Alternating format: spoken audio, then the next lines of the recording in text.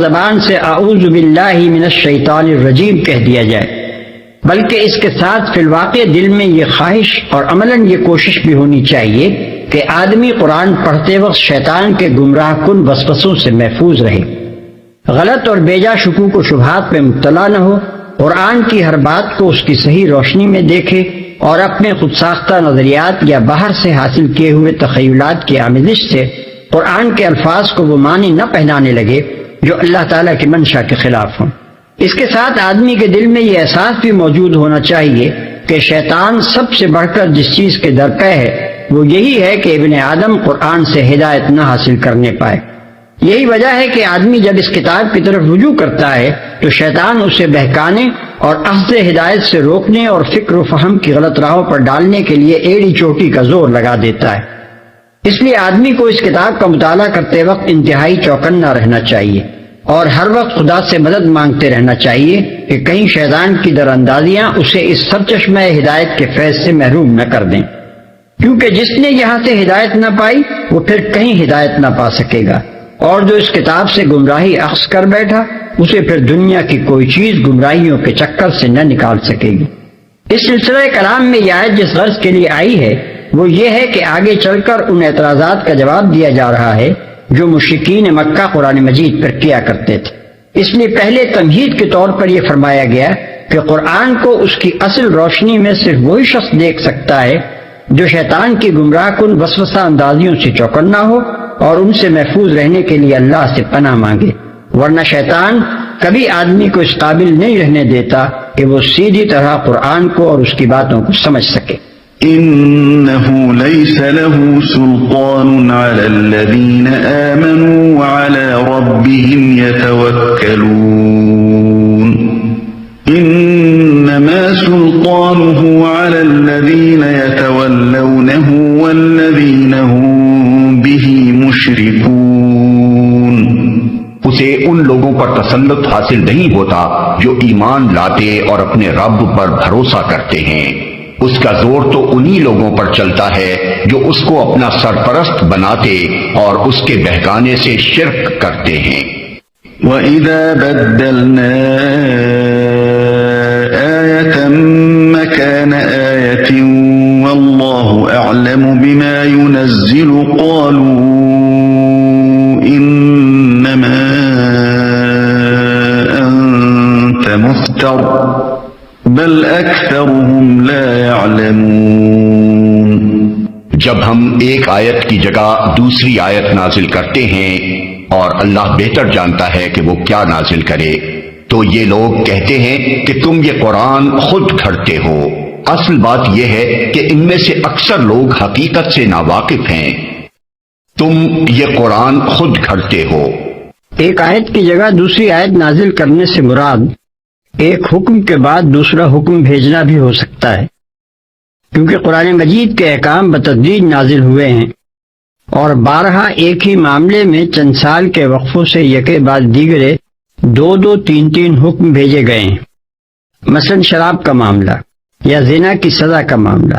لیکن ہم کو یہ معنی لینے میں اس بنا پر تعمل ہے کہ سورہ نحل کی یہ آیت مکی دور میں نازل ہوئی ہے، اور جہاں تک ہمیں معلوم ہے اس دور میں تدریج فی الاحکام کی کوئی مثال پیش نہیں آئی تھی۔ اس لیے ہم یہاں ایک آیت کی جگہ دوسری آیت نازل کرنے کا مطلب یہ سمجھتے ہیں کہ قرآن مجید کے مختلف مقامات پر کبھی ایک مضمون کو ایک مثال سے سمجھایا گیا ہے اور کبھی وہی مضمون سمجھانے کے لیے دوسری مثال سے کام لیا گیا ہے۔ ایک ہی قصہ بار بار آیا ہے اور ہر مرتبہ اسے دوسرے الفاظ میں بیان کیا گیا ہے۔ ایک معاملے کا کبھی ایک پہلو پیش کیا گیا ہے اور کبھی اسی معاملے کا دوسرا پہلو سامنے لایا گیا ہے۔ ایک بات کے لیے کبھی ایک دلیل پیش کی گئی ہے اور کبھی دوسری دلیل۔ ایک بات ایک وقت میں مجمل طور پر کہی گئی ہے اور دوسرے وقت میں مفصل۔ یہی چیز تھی جسے کفار مکہ اس بات کی دلیل ٹھہراتے تھے کہ محمد صلی اللہ علیہ وسلم معاذ اللہ یہ قرآن خود تصنیف کرتے ہیں۔ ان کا استدلال یہ تھا کہ اگر اس کلام کا منبع علم الہی ہوتا تو پوری بات بیک وقت کہہ دی جاتی۔ اللہ کو انسان کی طرح ناقص العلم تھوڑا ہی ہے کہ سوچ سوچ کر بات کرے، رفتہ رفتہ معلومات حاصل کرتا رہے اور ایک بات ٹھیک بیٹھتی نظر نہ آئے تو دوسرے طریقے سے بات کرے۔ یہ تو انسانی علم کی کمزوریاں ہیں جو تمہارے اس کلام میں نظر آ رہی ہیں۔ قل نزله روح القدس من ربك بالحق ليثبت الذين آمنوا وهدى وبشرى للمسلمين۔ ان سے کہو کہ اسے تو روح القدس نے ٹھیک ٹھیک میرے رب کی طرف سے بتدریج نازل کیا ہے تاکہ ایمان لانے والوں کے ایمان کو پختہ کرے اور فرما برداروں کو زندگی کے معاملات میں سیدھی راہ بتائے اور انہیں فلاح و سعادت کی خوشخبری دے۔ بتدریج نازل کیا ہے۔ روح القدس کا لفظی ترجمہ ہے پاک روح یا پاکیزگی کی روح، اور اصطلاحاً یہ لقب حضرت جبریل علیہ السلام کو دیا گیا ہے۔ یہاں وہی لانے والے فرشتے کا نام لینے کے بجائے اس کا لقب استعمال کرنے سے مقصود سامعین کو اس حقیقت پر متنبہ کرنا ہے کہ اس کلام کو ایک ایسی روح لے کر آ رہی ہے جو بشری کمزوریوں اور نقائص سے پاک ہے۔ وہ نہ خائن ہے کہ اللہ کچھ بھیجے اور وہ اپنی طرف سے کمی بیشی کر کے کچھ اور بنا دے، نہ کذاب و مفتری ہے کہ خود کوئی بات گھڑ کے اللہ کے نام سے بیان کر دے، نہ بدنیت ہے کہ اپنی کسی نفسانی غرض کے بنا پر دھوکے اور فریب سے کام لے۔ وہ سراسر ایک مقدس و مطہر روح ہے جو اللہ کا کلام پوری امانت کے ساتھ لا کر پہنچاتی ہے، ایمان کو پختہ کرے۔ یعنی اس کے بتدریج اس کلام کو لے کر آنے اور بیک وقت سب کچھ نہ لے آنے کی وجہ یہ نہیں ہے کہ اللہ کے علم و دانش میں کوئی نقص ہے جیسا کہ تم نے اپنی نادانی سے سمجھا، بلکہ اس کی وجہ یہ ہے کہ انسان کی قوت فہم اور قوت اخذ میں نقص ہے، جس کے سبب سے وہ بیک وقت ساری بات کو نہ سمجھ سکتا ہے اور نہ ایک وقت کی سمجھی ہوئی بات میں پختہ ہو سکتا ہے۔ اس لیے اللہ تعالیٰ کی حکمت اس بات کے مقتضی ہوئی کہ روح القدس اس کلام کو تھوڑا تھوڑا کر کے لائے، کبھی اجمال سے کام لے اور کبھی اسی بات کی تفصیل بتائے، کبھی ایک طریقے سے بات سمجھائے اور کبھی دوسرے طریقے سے، کبھی ایک پیرائے بیان اختیار کرے اور کبھی دوسرا، اور ایک ہی بات کو بار بار طریقے سے ذہن نشین کرنے کی کوشش کرے تاکہ مختلف قابلیتوں اور استعدادوں کے طالبین حق ایمان لا سکیں اور ایمان لانے کے بعد علم و یقین اور فہم و ادراک میں پختہ ہو سکیں۔ سیدھی راہ بتائے۔ یہ اس تدریج کی دوسری مصلحت ہے، یعنی یہ کہ جو لوگ ایمان لا کر فرما برداری کی راہ چل رہے ہیں ان کو دعوت اسلامی کے کام میں اور زندگی کے پیش آمدہ مسائل میں جس موقع پر جس قسم کی ہدایات درکار ہوں وہ بر وقت دے دی جائیں۔ ظاہر ہے کہ نہ انہیں قبل از وقت بھیجنا مناسب ہو سکتا ہے اور نہ بیک وقت ساری ہدایات دے دینا مفید ہے۔ فلاح و سعادت کی خوشخبری دے۔ یہ اس کی تیسری مصلحت ہے، یعنی یہ کہ فرما برداروں کو جن مزاحمتوں اور مخالفتوں سے سابقہ پیش آ رہا ہے اور جس طرح انہیں ستایا اور تنگ کیا جا رہا ہے اور دعوت اسلامی کے کام میں مشکلات کے جو پہاڑ سد راہ ہو رہے ہیں ان کی وجہ سے وہ بار بار اس کے محتاج ہوتے ہیں کہ بشارتوں سے ان کی ہمت بندھائی جاتی رہے اور ان کو آخری نتائج کی کامیابی کا یقین دلایا جاتا رہے تاکہ وہ پر امید رہیں اور دل شکستہ نہ ہونے پائیں۔ وَلَقَدْ نَعْلَمُ أَنَّهُمْ يَقُولُونَ إِنَّمَا يُعَلِّمُهُ بَشَرٌ لِسَانُ الَّذِي يُلْحِدُونَ إِلَيْهِ أَعْجَمِيٌّ وَهَذَا لِسَانٌ عَرَبِيٌّ مُبِينٌ۔ ہمیں معلوم ہے یہ لوگ تمہارے متعلق کہتے ہیں کہ اس شخص کو ایک آدمی سکھاتا پڑھاتا ہے، حالانکہ ان کا اشارہ جس آدمی کی طرف ہے اس کی زبان عجمی ہے اور یہ صاف عربی زبان ہے۔ ایک آدمی سکھاتا پڑھاتا ہے۔ روایات میں مختلف اشخاص کے متعلق بیان کیا گیا ہے کہ کفار مکہ ان میں سے کسی پر یہ گمان کرتے تھے۔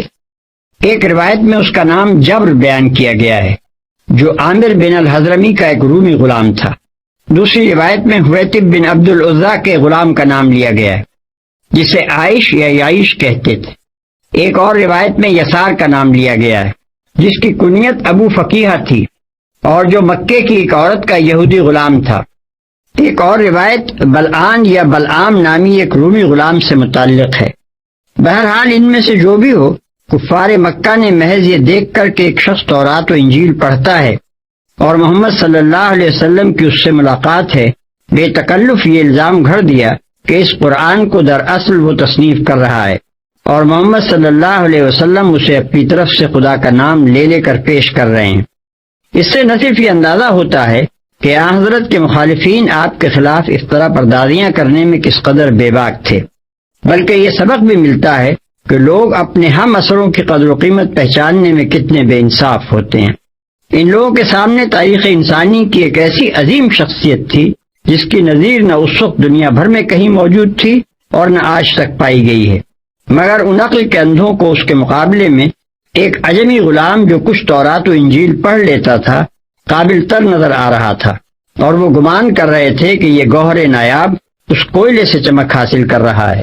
ان الذين لا يؤمنون بآيات الله لا يهديهم الله ولهم عذاب أليم۔ حقیقت یہ ہے کہ جو لوگ اللہ کی آیات کو نہیں مانتے، اللہ کبھی ان کو صحیح بات تک پہنچنے کی توفیق نہیں دیتا، اور ایسے لوگوں کے لیے دردناک عذاب ہے۔ انما يفتري الكذب الذين لا يؤمنون بآيات الله واولئك هم الكاذبون۔ جھوٹی باتیں نبی نہیں گھڑتا، بلکہ جھوٹ وہ لوگ گھڑ رہے ہیں جو اللہ کی آیات کو نہیں مانتے، وہی حقیقت میں جھوٹے ہیں، جو اللہ کی آیات کو نہیں مانتے۔ دوسرا ترجمہ اس آیت کا یہ بھی ہو سکتا ہے کہ جھوٹ تو وہ لوگ گھڑا کرتے ہیں جو اللہ کی آیات پر ایمان نہیں لاتے۔ من كفر بالله من بعد إيمانه إلا من أكره وقلبه مطمئن بالإيمان ولكن من شرح بالكفر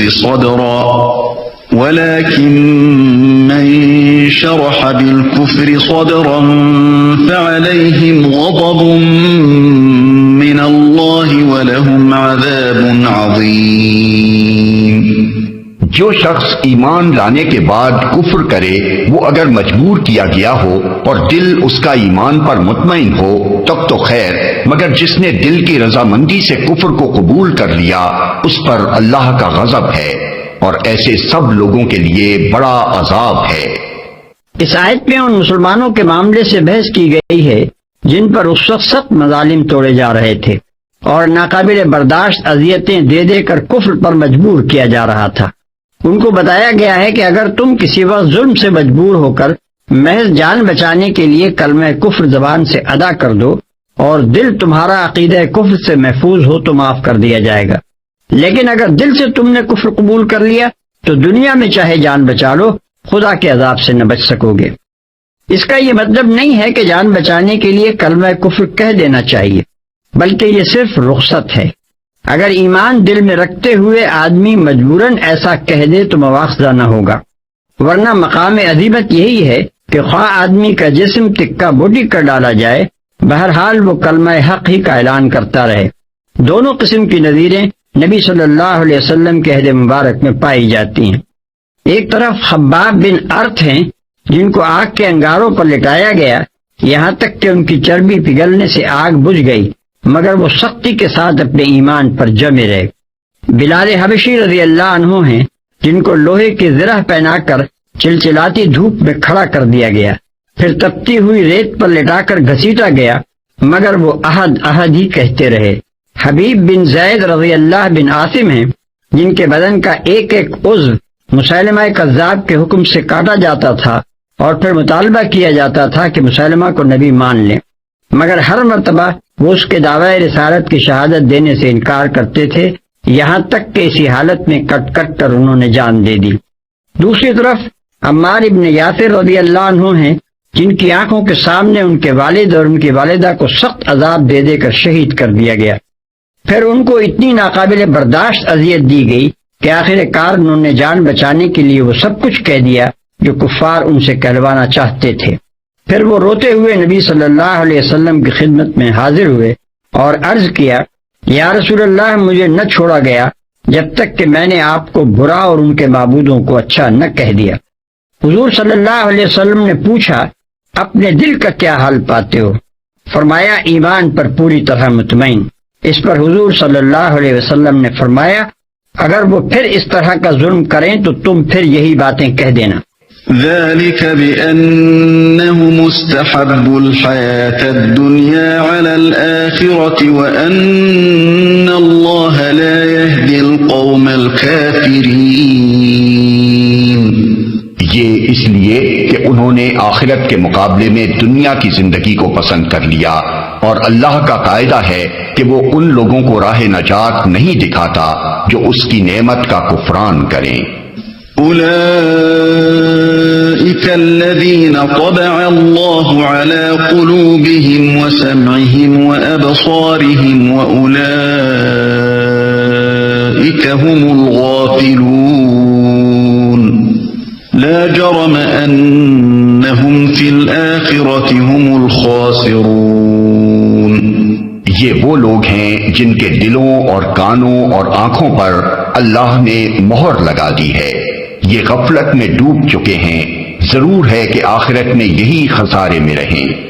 یہ فقرے ان لوگوں کے بارے میں فرمائے گئے ہیں جنہوں نے راہ حق کو کٹھن پا کر ایمان سے توبہ کر لی تھی اور پھر اپنی کافر و مشرک قوم میں جا ملے تھے. ثم إن ربك للذين هاجروا من بعد ما فتنوا ثم جاهدوا وصبروا إن ربك من بعدها لغفور رحيم. بخلاف اس کے جن لوگوں کا حال یہ ہے کہ جب ایمان لانے کی وجہ سے وہ ستائے گئے تو انہوں نے گھر بار چھوڑ دیے، ہجرت کی، راہ خدا میں سختیاں جھیلی اور صبر سے کام لیا، ان کے لیے یقیناً تیرا رب غفور و رحیم ہے. اور صبر سے کام لیا، اشارہ ہے مہاجرین حبشہ کی طرف. يوم تأتي كل نفس تجادل عن نفسها وتوفى كل نفس ما عملت وهم لا يظلمون. ان سب کا فیصلہ اس دن ہوگا جبکہ ہر متنفس اپنے ہی بچاؤ کی فکر میں لگا ہوا ہوگا، اور ہر ایک کو اس کے کیے کا بدلہ پورا پورا دیا جائے گا، اور کسی پر ذرہ برابر ظلم نہ ہونے پائے گا. وضرب الله مثلا قرية كانت آمنة مطمئنة يأتيها رزقها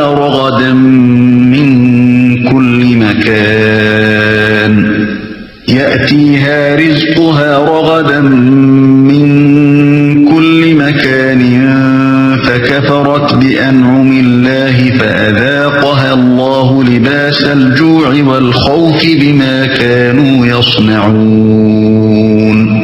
اللہ ایک بستی کی مثال دیتا ہے، وہ امن و اطمینان کی زندگی بسر کر رہی تھی اور ہر طرف سے اس کو بفراغت رزق پہنچ رہا تھا کہ اس نے اللہ کی نعمتوں کا کفران شروع کر دیا. تب اللہ نے اس کے باشندوں کو ان کے کرتوتوں کا یہ مزہ چکھایا کہ بھوک اور خوف کی مصیبتیں ان پر چھا گئیں. وَلَقَدْ جَاءَهُمْ رَسُولٌ مِّنْهُمْ فَكَذَّبُوهُ فَأَخَذَهُمُ الْعَذَابُ وَهُمْ ظَالِمُونَ. ان کے پاس ان کی اپنی قوم میں سے ایک رسول آیا مگر انہوں نے اس کو جھٹلا دیا، آخر کار عذاب نے ان کو آ لیا جبکہ وہ ظالم ہو چکے تھے. یہاں جس بستی کی مثال پیش کی گئی ہے اس کی کوئی نشاندہی نہیں کی گئی، نہ مفسرین یہ تعین کر سکے ہیں کہ یہ کون سی بستی ہے. بظاہر ابن عباس رضی اللہ عنہما کا یہ قول صحیح معلوم ہوتا ہے کہ یہاں خود مکے کو نام لیے بغیر مثال کے طور پر پیش کیا گیا ہے. اس صورت میں خوف اور بھوک کی جس مصیبت کے چھا جانے کا یہاں ذکر کیا گیا ہے اس سے مراد وہ قحط ہوگا جو نبی صلی اللہ علیہ وسلم کی بعثت کے بعد ایک مدت تک اہل مکہ پر مسلط رہا. فَكُلُوا مِمَّا رَزَقَكُمُ اللَّهُ حَلَالًا طَيِّبًا وَاشْكُرُوا نِعْمَةَ اللَّهِ إِن كُنتُمْ إِيَّاهُ تَعْبُدُونَ. پس اے لوگو، اللہ نے جو کچھ حلال اور پاک رزق تم کو بخشا ہے اسے کھاؤ اور اللہ کے احسان کا شکر ادا کرو اگر تم واقعی اسی کی بندگی کرنے والے ہو. اللہ کے احسان کا شکر ادا کرو. اس سے معلوم ہوتا ہے کہ اس سورے کے نزول کے وقت وہ قحط ختم ہو چکا تھا جس کی طرف اوپر اشارہ گزر چکا ہے۔ اسی کی بندگی کرنے والے ہو، یعنی اگر واقعی تم اللہ کی بندگی کے قائل ہو جیسا کہ تمہارا دعویٰ ہے تو حرام و حلال کے خود مختار نہ بنو۔ جس رزق کو اللہ نے حلال و طیب قرار دیا ہے اسے کھاؤ اور شکر کرو، اور جو کچھ اللہ کے قانون میں حرام و خبیث ہے اس سے پرہیز کرو۔ انما حرم عليكم الميتة والدم ولحم الخنزير وما أهل لغير الله به فمن اضطر غير باغ ولا عاد فإن الله غفور رحيم۔ اللہ نے جو کچھ تم پر حرام کیا ہے وہ ہے مردار اور خون اور سور کا گوشت اور وہ جانور جس پر اللہ کے سوا کسی اور کا نام لیا گیا ہو۔ البتہ بھوک سے مجبور ہو کر اگر کوئی ان چیزوں کو کھا لے بغیر اس کے کہ وہ قانون الہی کی خلاف ورزی کا خواہش مند ہو یا حد ضرورت سے تجاوز کا مرتکب ہو تو یقیناً اللہ معاف کرنے اور رحم فرمانے والا ہے۔ یہ حکم سورہ بقرہ آیت 3، سورہ مائدہ آیت 173 اور سورہ انعام آیت 35 میں بھی گزر چکا ہے۔ ولا تقولوا لما تصف ألسنتكم الكذب هذا حلال وهذا حرام لتفتروا على الله الكذب إن الذين يفترون على الله الكذب لا يفلحون۔ اور یہ جو تمہاری زبانیں جھوٹے احکام لگایا کرتی ہیں کہ یہ چیز حلال ہے اور وہ حرام، تو اس طرح کے حکم لگا کر اللہ پر جھوٹ نہ باندھا کرو۔ جو لوگ اللہ پر جھوٹے افترا باندھتے ہیں وہ ہرگز فلاح نہیں پایا کرتے۔ اللہ پر جھوٹ نہ باندھا کرو۔ یہ آیت صاف تصریح کرتی ہے کہ خدا کے سوا تحلیل و تحریم کا حق کسی کو بھی نہیں، یا بالفاظ دیگر قانون ساز صرف اللہ ہے۔ دوسرا، جو شخص بھی جائز اور ناجائز کا فیصلہ کرنے کی جرت کرے گا وہ اپنی حد سے تجاوز کرے گا، الا یہ کہ وہ قانون الہی کو سند مان کر اس کے فرامین سے استنباط کرتے ہوئے یہ کہے کہ فلاں چیز یا فلاں فعل جائز ہے اور فلاں ناجائز۔ اس خود مختارانہ تحلیل و تحریم کو اللہ پر جھوٹ اور افطرا اس لیے فرمایا گیا کہ جو شخص اس طرح کے احکام لگاتا ہے اس کا یہ فعل دو حال سے خالی نہیں ہو سکتا، یا وہ اس بات کا دعویٰ کرتا ہے کہ جسے وہ کتاب الہی کی سند سے بے نیاز ہو کر جائز یا ناجائز کہہ رہا ہے اسے خدا نے جائز یا ناجائز ٹھہرایا ہے، یا اس کا دعویٰ یہ ہے کہ اللہ نے تحلیل و تحریم کے اختیارات سے دستبردار ہو کر انسان کو خود اپنی زندگی کی شریعت بنانے کے لیے آزاد چھوڑ دیا ہے۔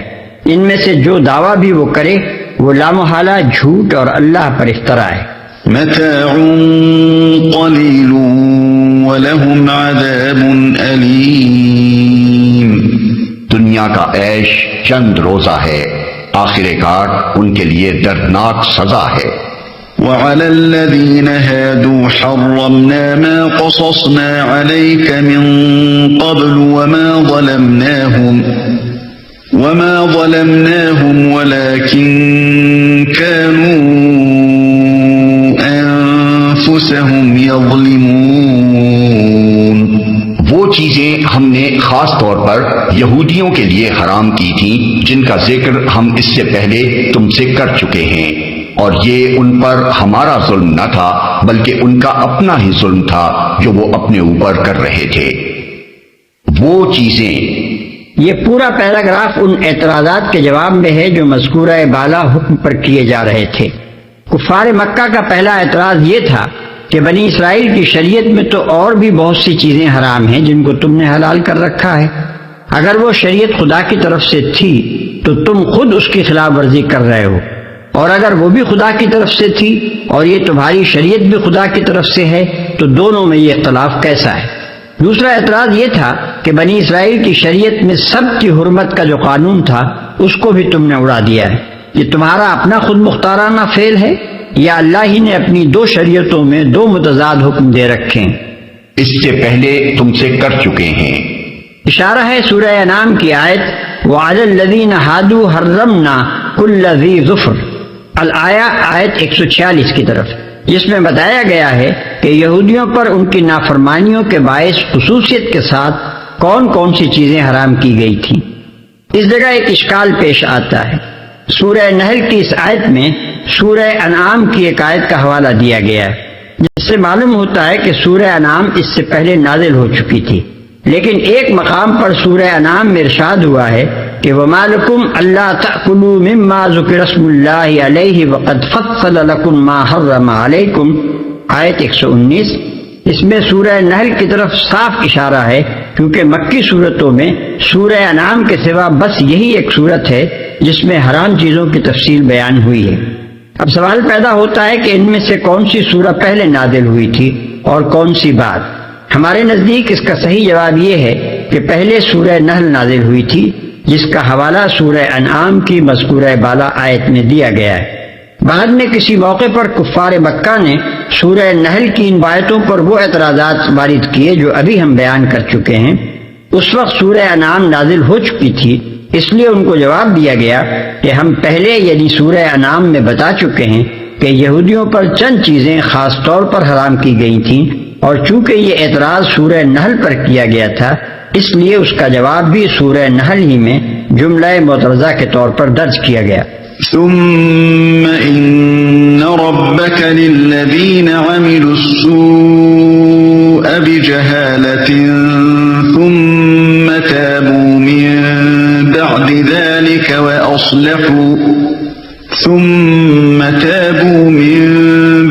ذلك وأصلحوا إن ربك من بعدها لغفور رحيم۔ البتہ جن لوگوں نے جہالت کی بنا پر برا عمل کیا اور پھر توبہ کر کے اپنے عمل کی اصلاح کر لی، تو یقیناً توبہ و اصلاح کے بعد تیرا رب ان کے لیے غفور اور رحیم ہے۔ إن إبراهيم كان أمة قانتا لله حنيفا ولم يك من المشركين۔ واقعہ یہ ہے کہ ابراہیم اپنی ذات سے ایک پوری امت تھا، اللہ کا مطیع فرمان اور یکسو، وہ کبھی مشرک نہ تھا، ایک پوری امت تھا، یعنی وہ اکیلا انسان بجائے خود ایک امت تھا۔ جب دنیا میں کوئی مسلمان نہ تھا تو ایک طرف وہ اکیلا اسلام کا علمبردار تھا اور دوسری طرف ساری دنیا کفر کی علمبردار تھی۔ اس اکیلے بندے خدا نے وہ کام کیا جو ایک امت کے کرنے کا تھا، وہ ایک شخص نہ تھا بلکہ ایک پورا ادارہ تھا۔ شاکرا لأنعمه اجتباه وهداه إلى صراط مستقیم۔ اللہ کی نعمتوں کا شکر ادا کرنے والا تھا، اللہ نے اس کو منتخب کر لیا اور سیدھا راستہ دکھایا۔ وآتيناه في الدنيا حسنة وإنه في الآخرة لمن الصالحين۔ دنیا میں اس کو بھلائی دی اور آخرت میں وہ یقیناً صالحین میں سے ہوگا۔ ثم أوحينا إليك أن اتبع ملة إبراهيم حنيفا وما كان من المشركين۔ پھر ہم نے تمہاری طرف یہ وحی بھیجی کہ یکسو ہو کر ابراہیم کے طریقے پر چلو، اور وہ مشرکوں میں سے نہ تھا۔ یہ معترضین کے پہلے اعتراض کا مکمل جواب ہے۔ اس جواب کے دو اجزاء ہیں۔ ایک یہ کہ خدا کی شریعت میں تضاد نہیں ہے، جیسا کہ تم نے یہودیوں کے مذہبی قانون اور شریعت محمدی کے ظاہری فرق کو دیکھ کر گمان کیا ہے، بلکہ دراصل یہودیوں کو خاص طور پر ان کی نافرمانیوں کی پاداش میں چند نعمتوں سے محروم کیا گیا تھا، جن سے دوسروں کو محروم کرنے کی کوئی وجہ نہیں۔ دوسرا جز یہ ہے کہ محمد صلی اللہ علیہ وسلم کو جس طریقے کی پیروی کا حکم دیا گیا ہے وہ ابراہیم علیہ السلام کا طریقہ ہے، اور تمہیں معلوم ہے کہ ملت ابراہیمی میں وہ چیزیں حرام نہ تھیں جو یہودیوں کے ہاں حرام ہیں۔ مثلا یہودی اونٹ نہیں کھاتے، مگر ملت ابراہیمی میں وہ حلال تھا۔ یہودیوں کے ہاں شتر مرغ، بط، خرگوش وغیرہ حرام ہیں، مگر ملت ابراہیمی میں یہ سب چیزیں حلال تھیں۔ اس جواب کے ساتھ ساتھ کفار مکہ کو اس بات پر بھی متنبہ کر دیا گیا کہ نہ تم کو ابراہیم علیہ السلام سے کوئی واسطہ ہے نہ یہودیوں کو، کیونکہ تم دونوں ہی شرک کر رہے ہو۔ ملت ابراہیمی کا اگر کوئی صحیح پیرو ہے تو وہ یہ نبی اور اس کے ساتھی ہیں جن کے عقائد اور اعمال میں شرک کا شائبہ تک نہیں پایا جاتا۔ انما جعل السبت على الذين اختلفوا فيه وان ربك ليحكم بينهم يوم القيامة فيما كانوا فيه يختلفون۔ رہا سبت تو وہ ہم نے ان لوگوں پر مسلط کیا تھا جنہوں نے اس کے احکام میں اختلاف کیا، اور یقیناً تیرا رب قیامت کے روز ان سب باتوں کا فیصلہ کر دے گا جن میں وہ اختلاف کرتے رہے ہیں۔ اس کے احکام میں اختلاف کیا۔ یہ کفار مکہ کے دوسرے اعتراض کا جواب ہے۔ اس میں یہ بیان کرنے کی حاجت نہ تھی کہ سبت بھی یہودیوں کے لیے مخصوص تھا، اور ملت ابراہیمی میں حرمت سبت کا کوئی وجود نہ تھا، کیونکہ اس بات کو خود کفار مکہ بھی جانتے تھے۔ اس لیے صرف اتنا ہی اشارہ کرنے پر اکتفا کیا گیا کہ یہودیوں کے ہاں سبت کے قانون میں جو سختیاں تم پاتے ہو یہ ابتدائی حکم میں نہ تھی، بلکہ یہ بعد میں یہودیوں کی شرارتوں اور احکام کی خلاف ورزیوں کی وجہ سے ان پر عائد کر دی گئی تھی۔ قرآن مجید کے اس اشارے کو آدمی اچھی طرح نہیں سمجھ سکتا جب تک کہ وہ ایک طرف بائبل کے ان مقامات کو نہ دیکھے جہاں سب کے احکام بیان ہوئے ہیں۔ مثلا ملاحظہ ہو خروج باب 20 آیت 8 تک 11، باب 23 آیت 12 اور 13، باب 31 آیت 12 تک 17، باب 35 آیت 2 اور 3، گنتی باب 15 آیت 32 تک 36۔ اور دوسری طرف ان جسارتوں سے واقف نہ ہو جو یہودی سب کی حرمت کو توڑنے میں ظاہر کرتے رہے۔ مثلا ملاحظہ ہو یرمیہ باب 17 آیت 21 تا 27، حزقیل باب 20 آیت 12 تا 24۔ ادع إلى سبيل ربك بالحكمة والموعظة الحسنة وجادلهم بالتي هي أحسن إن ربك هو أعلم بمن ضل عن سبيله وهو أعلم بالمهتدين۔ اے نبی اپنے رب کے راستے کی طرف دعوت دو حکمت اور عمدہ نصیحت کے ساتھ، اور لوگوں سے مباحثہ کرو ایسے طریقے پر جو بہترین ہو۔ تمہارا رب ہی زیادہ بہتر جانتا ہے کہ کون اس کی راہ سے بھٹکا ہوا ہے اور کون راہ راست پر ہے۔ حکمت اور عمدہ نصیحت کے ساتھ، یعنی دعوت میں دو چیزیں ملحوظ رہنی چاہیے، ایک حکمت، دوسرے عمدہ نصیحت۔ حکمت کا مطلب یہ ہے کہ بے وقوفوں کی طرح اندھا دھند تبلیغ نہ کی جائے، بلکہ دانائی کے ساتھ مخاطب کی ذہنیت، استعداد اور حالات کو سمجھ کر نیز موقع و محل کو دیکھ کر بات کی جائے۔ ہر طرح کے لوگوں کو ایک ہی لکڑی سے نہ ہانکا جائے۔ جس شخص یا گروہ سے سابقہ پیش آئے پہلے اس کے مرض کی تشخیص کی جائے، پھر ایسے دلائل سے اس کا علاج کیا جائے جو اس کے دل و دماغ کی گہرائیوں سے اس کے مرض کی جڑ نکال سکتے ہوں۔ عمدہ نصیحت کے دو مطلب ہیں، ایک یہ کہ مخاطب کو صرف دلائل ہی سے مطمئن کرنے پر اکتفا نہ کیا جائے بلکہ اس کے جذبات کو بھی اپیل کیا جائے۔ برائیوں اور گمراہیوں کا محض عقلی حیثیت ہی سے ابطال نہ کیا جائے بلکہ انسان کی فطرت میں ان کے لیے جو پیدائشی نفرت پائی جاتی ہے اسے بھی ابھارا جائے اور ان کے برے نتائج کا خوف دلایا جائے۔ ہدایت اور عمل صالح کی محض صحت اور خوبی ہی عقلاً ثابت نہ کی جائے بلکہ ان کی طرف رغبت اور شوق بھی پیدا کیا جائے۔ دوسرا مطلب یہ ہے کہ نصیحت ایسے طریقے سے کی جائے جس سے دل سوزی اور خیرخواہی ٹپکتی ہو۔ مخاطب یہ نہ سمجھے کہ ناصح اسے حقیر سمجھ رہا ہے اور اپنی بلندی کے احساس سے لذت لے رہا ہے، بلکہ اسے یہ محسوس ہو کہ ناصح کے دل میں اس کی اصلاح کے لیے ایک طلب موجود ہے اور وہ حقیقت میں اس کی بھلائی چاہتا ہے۔ مباحثہ کرو ایسے طریقے پر جو بہترین ہو، یعنی اس کی نوعیت محض مناظرہ بازی اور عقلی کشتی اور ذہنی دنگل کی نہ ہو، اس میں کج بحثیاں اور الزام تراشیاں اور چوٹیں اور پھپتیاں نہ ہوں۔ اس کا مقصود حریف مقابل کو چپ کر دینا اور اپنی زبان آوری کے ڈنکے بجا دینا نہ ہو، بلکہ اس میں شیریں کلامی ہو، اعلیٰ درجے کا شریفانہ اخلاق ہو، معقول اور دل لگتے دلائل ہوں، مخاطب کے اندر ضد اور بات کی پچ اور ہٹ درمی پیدا نہ ہونے دی جائے، سیدھے سیدھے طریقے سے اس کو بات سمجھانے کی کوشش کی جائے، اور جب محسوس ہو کہ وہ کج بحثی پر اتر آیا ہے تو تو اسے اس کے حال پر چھوڑ دیا جائے تاکہ وہ گمراہی میں اور زیادہ دور نہ نکل جائے۔ وَإِنْ عَاقَبْتُمْ فَعَاقِبُوا بِمِثْلِ مَا عُوقِبْتُمْ بِهِ وَلَئِنْ صَبَرْتُمْ لَهُوَ خَيْرٌ لِلصَّابِرِينَ۔ اور اگر تم لوگ بدلہ لو تو بس اسی قدر لے لو جس قدر تم پر زیادتی کی گئی ہو، لیکن اگر تم صبر کرو تو یقیناً یہ صبر کرنے والوں ہی کے حق میں بہتر ہے۔ وَاصْبِرْ وَمَا صَبْرُكَ إِلَّا بِاللَّهِ وَلَا تَحْزَنْ عَلَيْهِمْ وَلَا تَكُ فِي ضَيْقٍ مِّمَّا يَمْكُرُونَ۔ اے محمد، صبر سے کام کیے جاؤ، اور تمہارا یہ صبر اللہ ہی کی توفیق سے ہے۔ ان لوگوں کی حرکات پر رنج نہ کرو اور نہ ان کی چال بازیوں پر دل تنگ ہو۔ إِنَّ اللَّهَ مَعَ الَّذِينَ اتَّقَوْا وَالَّذِينَ هُم مُحْسِنُونَ۔ اللہ ان لوگوں کے ساتھ ہے جو تقوی سے کام لیتے ہیں اور احسان پر عمل کرتے ہیں، یعنی جو خدا سے ڈر کر ہر قسم کے برے طریقوں سے پرہیز کرتے ہیں اور ہمیشہ نیک رویے پر قائم رہتے ہیں۔ دوسرے ان کے ساتھ خواہ کتنی ہی برائی کریں، وہ ان کا جواب برائی سے نہیں بلکہ بھلائی ہی سے